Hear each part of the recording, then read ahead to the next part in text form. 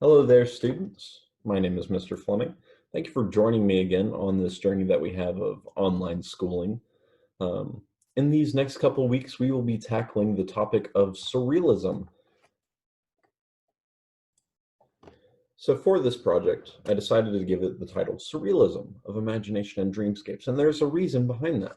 And if you just follow with me in this adventure, we will see why.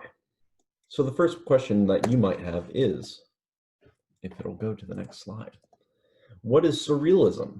Now, I can tell you, if you just go to Google and you type in what is surrealism, the first thing that's going to pop up is this definition. The definition of surrealism by Google standpoints or standards is that it is a 20th century avant-garde movement in art and literature which sought to release the creative potential of the unconscious mind. For example, the irrational juxtaposition of images. Now, to simplify that, it's simply taking what we think up here, all that creative stuff that we have up in our brain, and putting it on a paintboard or in our sketchbook. Easy as that. But this was completely different, I guess, back in the 20th century, where, I mean, the only thing that we had before this would have been the Dada style of art. But other than that, it was mostly dealing with paintings or works of art that dealt in reality, or it dealt in religion. And that's about it. Going forward, one of the next questions you probably have is, where did it come from? And kind of based on the original definition that it gave us, we know that it came from in the 20th century, but it was around the time that World War I had just ended, and it was popping up in Europe. Like I just said, it was kind of inspired from that Dada movement that was going on around the same time. The idea behind surrealism is allowing artists to use their subconscious to express the ideas that they may have, either their dream ideas or whatever other ideas, just creative processes, into these paintings. Now, you might be wondering what the Dada movement is. So Dada is an art movement formed during the First World War in Zurich in negative reaction to the horrors and folly of the war. The art, poetry, and performance produced by Dada, by Dada artists is often satirical and nonsensical in nature. This art movement came forward to expose the horrors of the war. But another thing behind this art movement is that they were meant to be offensive, just so that it would stick longer in people's minds.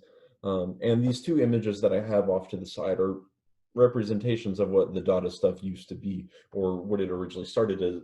And you can see just simply by looking at it how crazy it looks. And so this kind of artwork is what inspired this surrealism movement that came afterwards, or around the same time. I'm going to move my head slightly upward. So we do have this leader of surrealism, or he was one of the main figureheads that was pushing the movement, Andre Breton. He was the ideological leader behind the surrealist movement, and he said that its aim was to resolve the previously contradictory conditions of dreams and reality into an absolute reality, or a super reality. And behind that term, or as he says, a super reality, that's kind of what transforms and goes into that term of surrealism, this super reality. Another question that you might have as we're diving into this is, are there any popular artists that I might know that paint in this surrealist style? Well, if you've been following along with, I guess, your entire art career going through elementary school, middle school, high school, or just history classes, hopefully you would have heard of some of these artists. You would have had Salvador Dali, which these paintings here, you have the one to the right, which is the Persistence of Memory. It's probably your most common or well-known work of art that he's probably done in the surrealist style. You also have the Swan Reflecting Elephants, which is this one in the top left. And then down in the bottom left, we have the Great Masturbator. Going on, we then have Rene Magritte.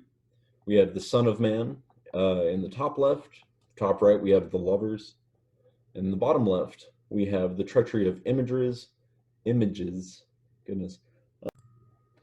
And then in the bottom right of these pictures, we have Golconda. So then seeing those artists and what they've done. This now brings us to what we will be doing with our project. As you know, we have our I can statements. The goals for this project will be: I can identify the qualities of a surrealist artist. I can use the techniques that are taught in class to create my own work of surrealist art. I can convey the concept of a dream or demonstrate their creativity in a painting. And I can express an opinion based on another person's work, attempting to make a conclusion on what their piece is trying to say. Going forward, what we will need for this project is the sketchbook we've been using in previous lessons. We will have our trusty pencil. For me, I just have a mechanical pencil here. I have other drawing pencils with my other art supply, but all we would really need is a good old #2 pencil. Hopefully we will have canvases.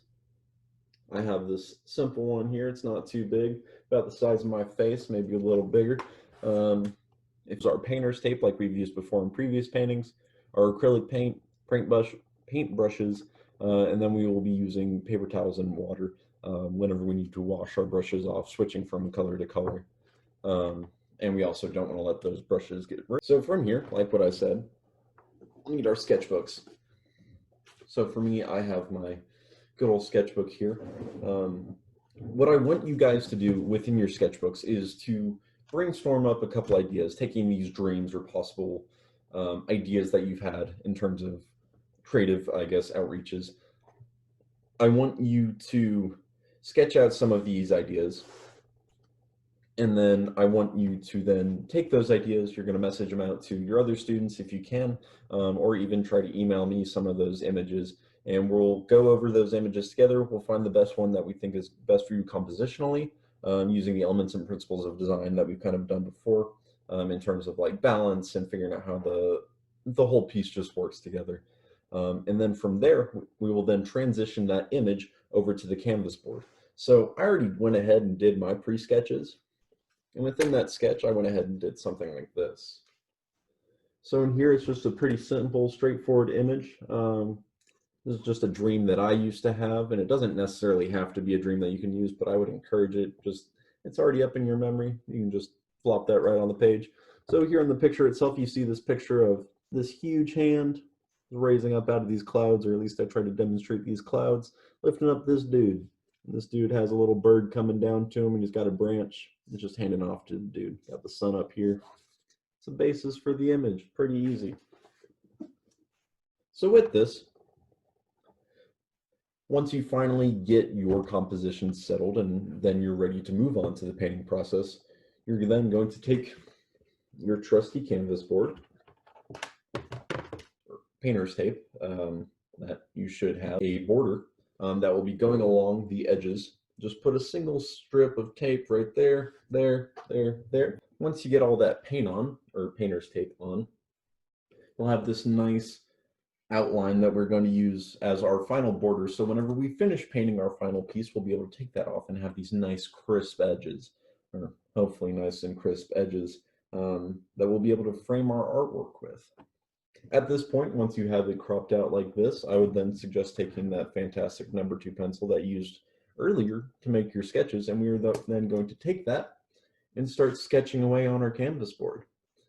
Once you sketch it out on your canvas board and you feel like you have a pretty accurate representation of your sketch put on the canvas board, you can then go ahead and start painting. Once you have finished painting, I would then advise you to remove the painter's tape that you used along the edges to then reveal your border. Hopefully, if you did it right, which unfortunately it seems that I didn't, you should have this nice crisp edge that it just outlines your painting. But for me, I'm kind of proud with what I came out with. There's a couple things that I'm planning on going back and fixing, but for what it was, it's pretty good. At least I think so.